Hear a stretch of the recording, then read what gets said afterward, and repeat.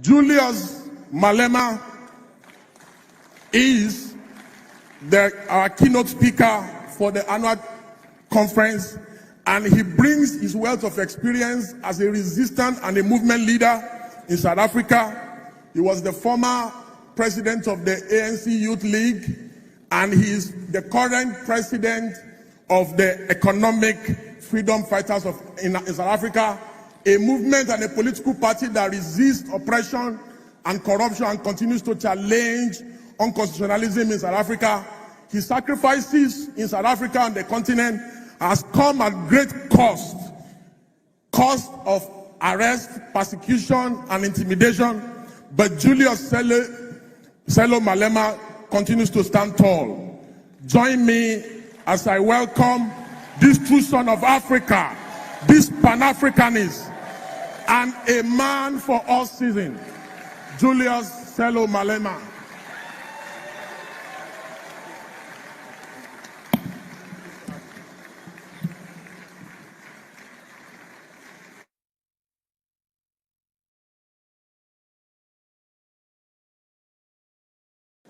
Thank you very much.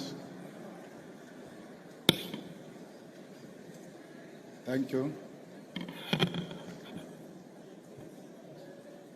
Let me take this opportunity to greet the governor of Enugu, to greet the Sultan of Sokoto.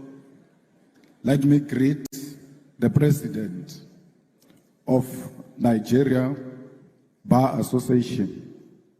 We are here because of your capable leadership, and we are happy that we are home here in Nigeria. The leadership collective of the Nigerian Bar Association, who have honored me with an invitation to this esteemed occasion, I greet you all. I further greet all members of the Nigerian Bar Association who are present here today, representing the legal fraternity of this great country, which remains a friend and ally of South Africa and her people. I'm humbled that you saw it fit to invite me to give an address to annual general conference, and by extension, that you saw it necessary to invite the EFF to give this keynote address. I imagine it was not an easy for a group of members of the law profession to reach consensus on who will address them, because your profession by nature is one of robust debate and contestation. So I understand here today. I stand here today proud because I know I'm a product of a robust debate and agreement by people who find it difficult to agree amongst themselves. Comrades and friends, the link between the legal profession and the cause for liberation cannot be separated. Because just like us, you are instruments of justice. While we wage our battle for freedom in the picket lines, through activism, protest, and participation in governance, it is you, the members of the legal profession, who interpret the laws we make, who practice the justice we seek to achieve, and who fight tirelessly for those who cannot defend themselves in the courts of law. It is a profession characterized by sacrifice, intellect, and a commitment to interpretation of the past in order to achieve justice, fairness, and victory in the present and future. For the activists, we have a history and dialectical materialism to guide us into leading society towards a better tomorrow. And for the legal profession, you have indigenous law, common law, case law, the Constitution and statutes, an objective reality to achieve not only personal victory, but to establish collectively laws that will govern others for decades to come. Our duty, however, and primary responsibility is not to maintain laws simply because they exist as they are today. Our duty is not to be instruments of injustice and neo-colonialism. It is to be agents of change and this demands of us to be brave enough to identify unjust laws, speak out, and form part of those that work tirelessly for our judiciary to be of service to our people. I say this not to encourage anarchy or lawlessness, but to draw us back to the difficult truth and reality that at times the laws has been used as a weapon of oppression. It has taken lawyers and activists to walk side by side, hand in hand, to stand up against laws that perpetuate the undermining of the dignity of the people. And we must all be alive to this history and this possibility today. This becomes even more important for us as Africans because for centuries, our very existence has been unlawful in the eyes of the oppressor. Our indigenous laws have been treated as inferior to Roman Dutch law or English law. To be an African has meant that for generations we are not worthy of the laws and the rights that make us human beings. And for that reason, it was legal to abuse us, to enslave us, to steal our mineral wealth and oil, and to destroy and kill our heritage, history, and even our lives. The legal profession you belong to, the political system we belong to, the judiciary and parliaments were created without us in mind. They were crafted at our exclusion and built to sustain our suffering. We now sit in the corridors which were built to break the back and the soul of African people. The demand then from those who died at the hands of this institution that we now serve is that we transform them so that they become instruments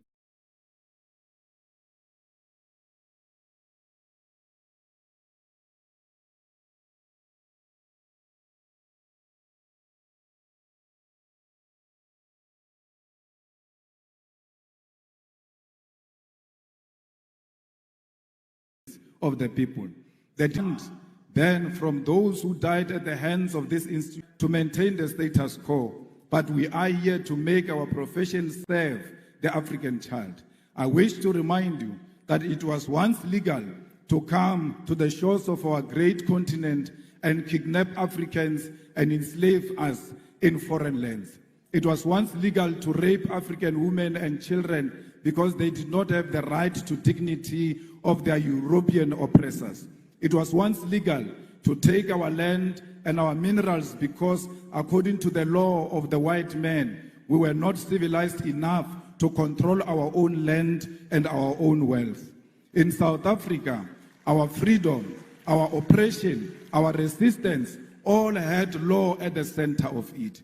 Under apartheid, it was legal to restrict the movement of Africans to labor reserves called townships and to teach us inferior education so that we could only be servants of white masters.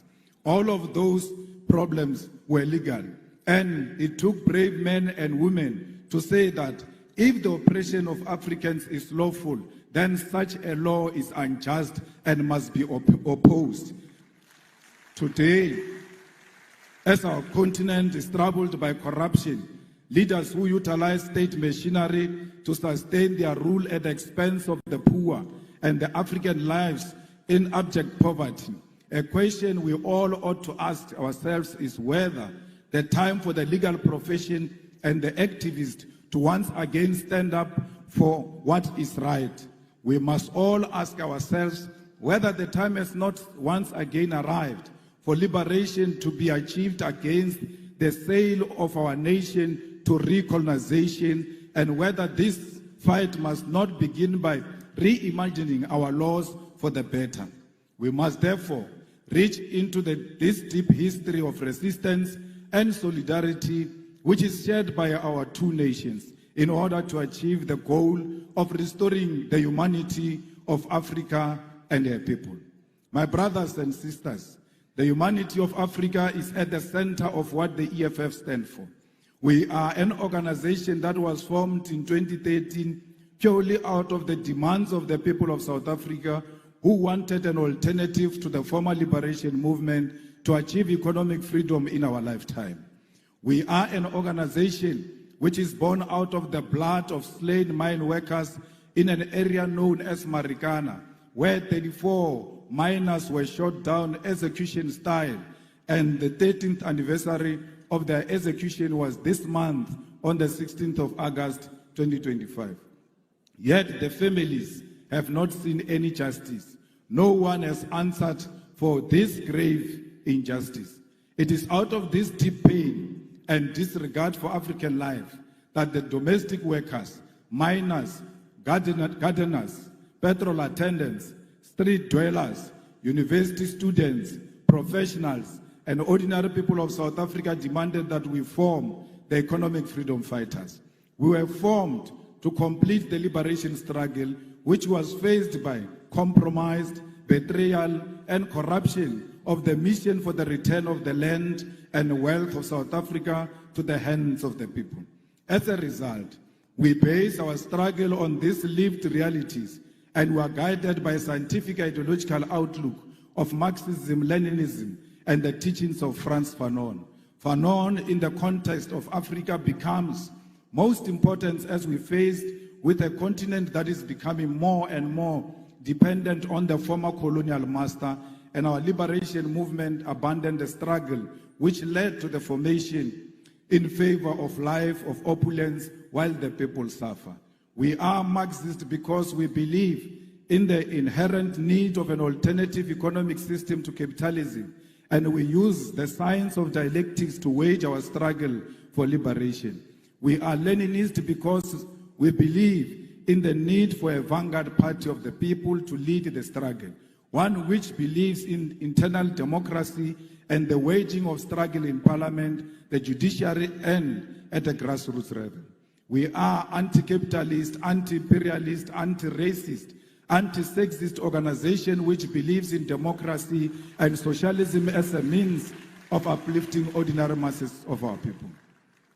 At the foundation of the EFF are what we refer to as the 7 non-negotiable cardinal pillars, which are expropriation of South Africa's land without compensation for equal redistribution in use, nationalization of mines, banks, and other strategic sectors of the economy without compensation, building state and government capacity, which will lead to abolishment of tenders, free decolonized education, healthcare, houses, and sanitation, massive protected industrial development to create millions of sustainable jobs, including introduction of minimum wages in order to close the wage gap between the rich and the poor, massive development of African economy, and advocating for a move from reconciliation to justice in the entire continent. Open, accountable, corrupt-free government, and society without fear of victimization by state agencies. These are briefly the guiding principles which make us, as the EFF, a revolutionary movement. Compatriots, the need to do away with injustice of the past demand that we create laws for the future, because independence does not automatically mean that infrastructure of our legal system itself becomes independent. Our duty as lawmakers, as practitioners post-independence, demands of us to scrutinize existing laws and where necessary make amendments or even introduce new laws to liberate our people from the parasitic oppression that they are exposed to. The EFF, which has been in Parliament of South Africa since 2014, is engaged in this practice, and we have been able to implement our vision, mission, and identity into our approach to governance and lawmaking. A few examples of how we have interpreted what needs to change at the level of governance and legislation in South Africa to enhance the cause for liberation is the introduction of the bills that were put before Parliament. The nationalization of the Reserve Bank Bill, which seeks to place full control of South Africa's Reserve Bank, particularly monetary policy, in the hands of the state. Further to this bill introduced by the EFF in Parliament seeks to broaden the mandate of the Reserve Bank in South Africa, which currently has private shareholding, towards alleviating unemployment and curbing economic stagnation, which is due to the Reserve Bank conservative and financial sector-orientated policy outlook. The Public Finance Management Amendment Bill will in South Africa deal with a problem facing the whole continent, and that is the unregulated borrowing of the money by our government from the World Bank and the International Monetary Fund. This bill, which we have introduced as the EFF, will require that National Treasury in South Africa first seek approval from Parliament to source foreign loans and establish transparency regarding such loans and their conditionalities. The debt trap of Africa to our foreign colonizers must be stopped, and that begins by regulating these loans that our leaders commit future generations to, because they will not be there when the colonizers come to collect. The Student Debt Cancellation Bill is a piece of legislation introduced by the EFF to ease the debt burden of young students who cannot access their qualification, seek employment using their qualification, or pursue postgraduate studies because their qualifications are withheld due to debt. Student debt is an obstacle to the youth who have no source of income because they cannot access their degrees, and equally cannot generate a source of income because they cannot prove that they are qualified due to their qualification being withheld. The need to unlock this qualification possesses a major opportunity to grow our expertise in our country and promote education to be at the center of our developmental objective. Insourcing Bill seeks to do away with the exploitation of labor brokers and consultancy firms which are draining the public finance of government in South Africa. In our country, the most basic of service which ought to be conducted through internal capacity are done on contractual basis and at inflated prices. The policy of outsourcing is at the center of corruption as politicians establish companies to provide services such as cleaning, security services, accounting services, maintenance services, and many more to government at a ridiculous rate. How can you issue a tender to buy toilet paper? How come Director General doesn't know where the toilet papers are being sold and go and buy the toilet papers himself instead of issuing out a tender that is unnecessary? There are certain things that can be done by the government without involving the outside players. We don't want alcohol advertised in South Africa because they advertise alcohol through the means that is not a true reflection of alcohol. Why are you not advertising alcohol with drunkards and show people what alcohol will do to them? It cannot be that alcohol is advertised only with beautiful people at the beach. It must be a true reflection of what this will do to you. We have done the same before by banning the advertisement of cigarette in South Africa, and what is to follow is alcohol. The EFF is also engaged in many other programs that seeks to empower our own communities and make sure that there is local procurement. Why should a prison in Enugu should go and buy vegetables in Lagos? They must buy where they are to promote local economy and to promote their own economic growth. We cannot allow a situation where people who do not come from where we come from are actually not benefiting from what their government can provide. Compatriots, I must reiterate once again that it is a deep honor to stand before you today in Nigeria, in Enugu State, a country that holds a special place in the hearts of all South Africans who understand history, who value solidarity, who appreciate the sacrifice made by others in the cause of our freedom. Nigeria is not just another African country to us.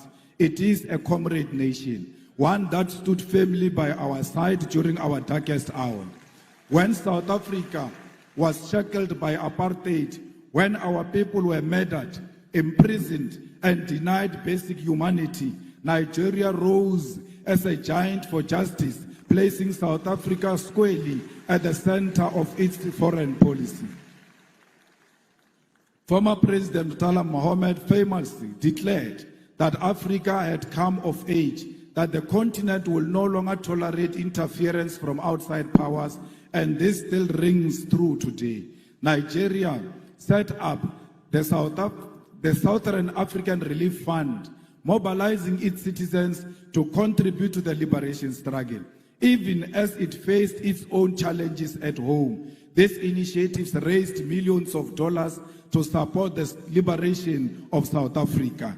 People paid directly from their salaries to contribute to the liberation of the people of South Africa. Nigerian students sacrificed a portion of their income through the Mandela Tax, which supported an educational training program for black South Africans, and successive Nigerian governments never stopped in their material and moral support for South Africa's liberation. In fact, Nigerian government boycotted the 1976 Olympic Games and the 1979 Commonwealth Games in protest and in opposition to apartheid government. We cannot forget all those who stood by us during difficult times. Nor can we forget that when Nelson Mandela was released from prison in 1990, one of his earliest international visits was to Lagos and Abuja to personally thank the Nigerian people. This gesture are foundation of a bond sealed in blood and sacrifice. However, this history must not remain in the past. This bond between South Africa and Nigeria must be carried forward into the present, not just in political sentiment, but in concrete economic collaboration. Both our nations stand as giants of the continent. South Africa, with its industrial base, mining capacity, and advanced financial system. Nigeria, with its vast population, vibrant entrepreneurial spirit, oil and gas resources, and cultural dynamism that has captured the imagination of the world. Together, we hold the keys to Africa's industrialization and economic independence. Consider what lies beneath our soils. Nigeria is blessed with abundant oil, natural gas, and growing agricultural sector. South Africa holds some of the richest deposits of platinum, gold, manganese, and coal in the world. Combined, we possess the minerals that power modern technology, the energy resources that fuel global industry, and the human capital to build a self-sufficient continent. Yet, both our nation remains trapped in neo-colonial arrangements where our raw materials are extracted cheaply and exported to Europe, America, and Asia, only to be sold back to us at crazy prices as finished goods. This is a cycle of dependency we must break. The path forward is clear. Nigeria and South Africa must industrialize together, build factories together, and process our resources on African soil. Imagine a joint program where South African mining expertise is combined with Nigerian oil wealth to create African-owned energy and resources conglomerate, one that refines, processes, and manufactures for Africa and the world.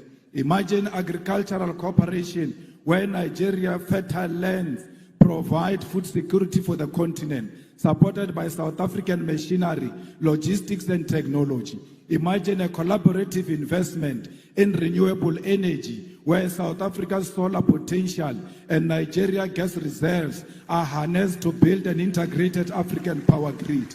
Already, we have glimpses of what is possible. South African companies such as MTN, Spar, Shoprite, and MultiChoice have made significant inroads in Nigeria, creating jobs and bringing services. Nigerian businesses, investors, and cultural industries have equally expanded to South Africa. Nigerian music, filmmakers, writers influence South African culture, just as South African universities and industries provide platforms for Nigerian talent.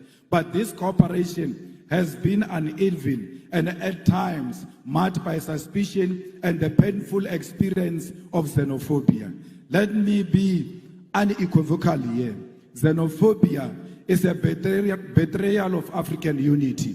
It is a sickness born of poverty, inequality, and government failure. But its victims are our African brothers and sisters. Nigerians, Zimbabweans, Congolese, and Somalis are not the cause of the South Africa's unemployment crisis. The cause lies in the untransformed economy of South Africa, which remains in the hands of white minority and multinational corporations who continue to exploit labor while refusing to industrialize. Attacking fellow Africans diverts anger from the real enemy, and we must educate our people that unity, not division, is the solution to the African crisis.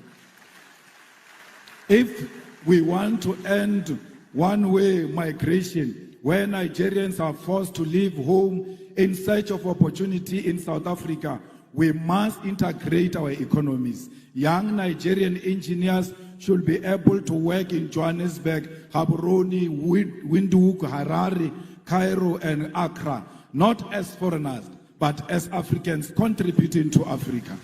South African entrepreneurs should be able to set up in Lagos without suspicion, but with support as partner in the shared future. We must harmonize trade policies, align visa regimes, and build continental infrastructure that connects our people.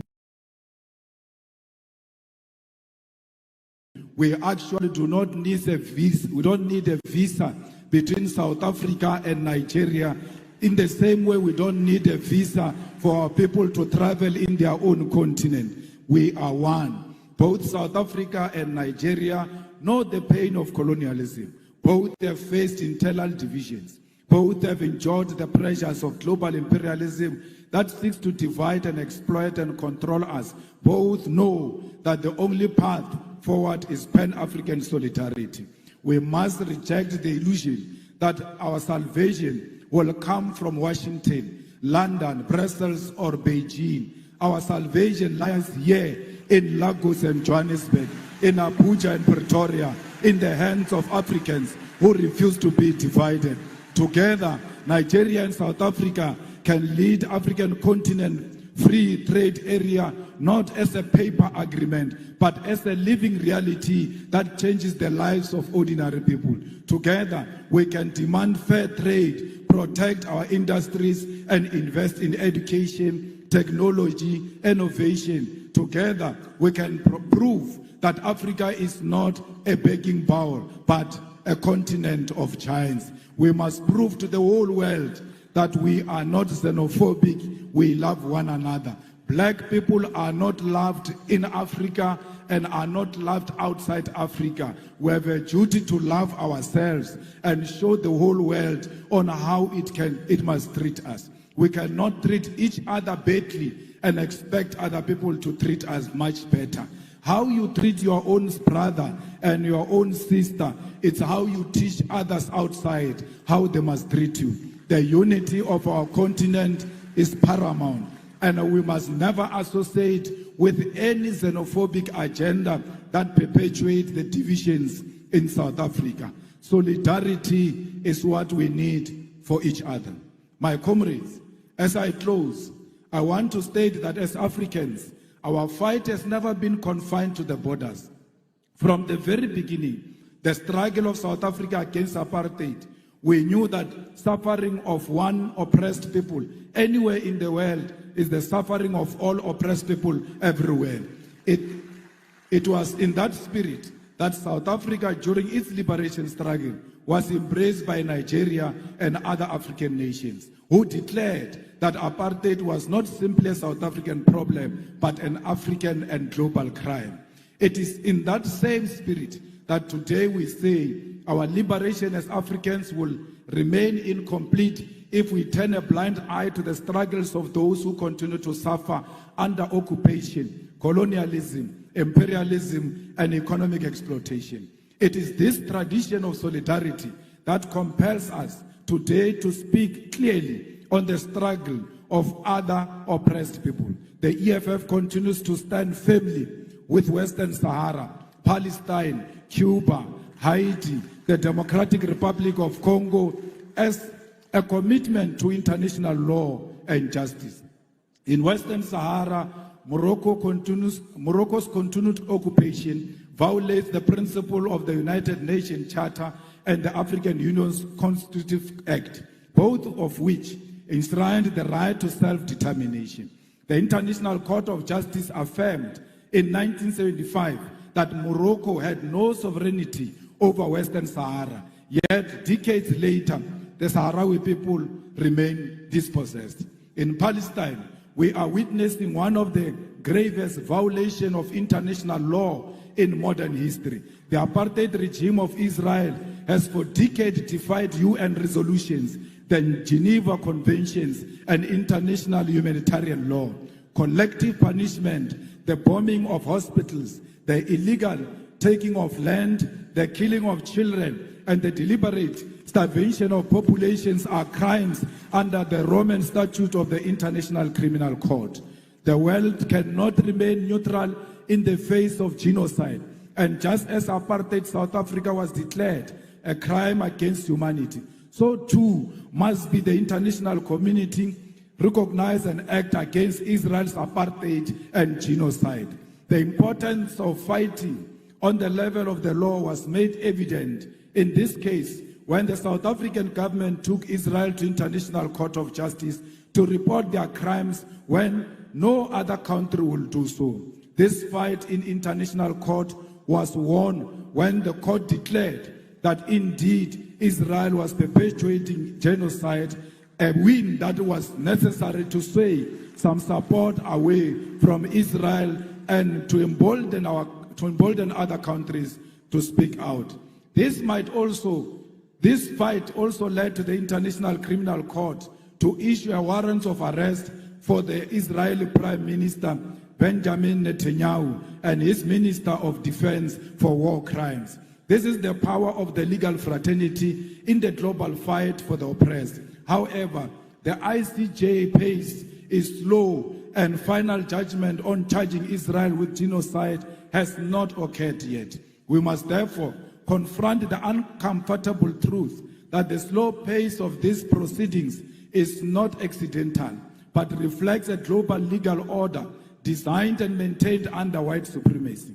International law is swift and ruthless when prosecuting leaders of the global south, yet hesitant and cautious when dealing with crimes committed by Western powers or their allies. This is hypocrisy we must name without fear. When an African leader is accused, indictments are issued overnight, sanctions are imposed immediately, military interventions justified under the banner of international law. However, when Israel starves children in Gaza or the United States and its allies invade nations and topples governments, the same institutions suddenly discover restraint, complicity, and delay. As the legal fraternity of Africa, you cannot accept this double standard. You must be bold enough to create alternative and fair systems of accountability that do not bend to imperialist interests. If the so-called international community is unwilling to deliver justice in real time, then Africa must advance its own courts, its own tribunals, its own instruments of solidarity and protection. Just as we build liberation movements when colonialism denied us freedom, so too must we build new legal institutions when the existing ones fail us. In Cuba, for over 60 years, the United States has imposed an economic blockade in contravention of international law, including the principle of non-interference and the sovereign right of nations to choose their social and economic system. Despite this, Cuba has demonstrated a profound commitment to human solidarity, sending doctors across the globe, including to Africa, welcoming Africans into their classrooms and participating in the liberation of the oppressed. Cuba never sent their soldiers anywhere to kill anyone. Instead, they send their doctors all over to go and save life. The tragedy of Haiti is one of historical injustice. Haiti's revolution was first declaration of black freedom in the modern world, yet it was punished with centuries of economic sabotage and enforced debt. Contrary to any principle of justice, today Haiti suffers from foreign interference, the denial of sovereignty, and the imposition of external governance. International law demands reparation, debt cancellation, and the withdrawal of foreign forces so that Haiti can govern itself in dignity.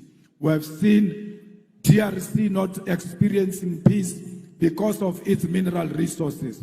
We must stand with DRC and demand that there must be permanent peace in DRC and everywhere else in Africa. Because DRC without peace, it will never experience economic growth. We are because DRC it is. We are the people of Southern Sudan. We must make sure that no single corner of Africa there are guns where Africans are killing each other. Africans must always be together against the enemy forces who want to exploit our country. We are here today to reclaim our land. We want the land of Africa to be returned to Africa because it belongs to the Africans. We want the minerals of Africa to be returned to the Africans because that's where they belong. We want to build industries in Africa and process our minerals here in Africa. We've got the capacity. We must never allow the imperialist forces to divide us in order to take our minerals from us. We demand one Africa. We demand borderless Africa. We demand Africa with one president, with one currency, with one military command, with one parliament, because we know the currency of Africa will be much more stronger against the American currency. We don't care what Trump thinks of us. He will never choose a policy position for Africans. We are not subject of Trump. We must refuse to be subjects of Trump. We must stand together as the world changes and show the world that Africa is one and Africa is equal to all nations, to China, to Russia, to America. We are not just a small nation. We are a big nation. We are not a dark continent. How can we be dark when we've got diamond that is shining amongst us? We are a shining nation. I thank you.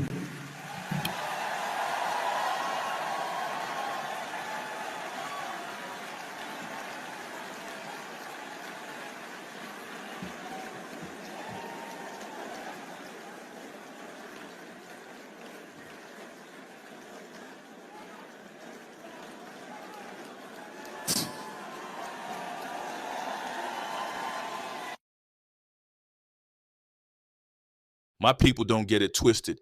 This ain't entertainment. This ain't Netflix. This is the revolution, and Africa needs all hands on deck. Julius Malema is on fire in West Africa. And remember, my people, no sellouts, no filters, no fear. This is the X-Man signing off.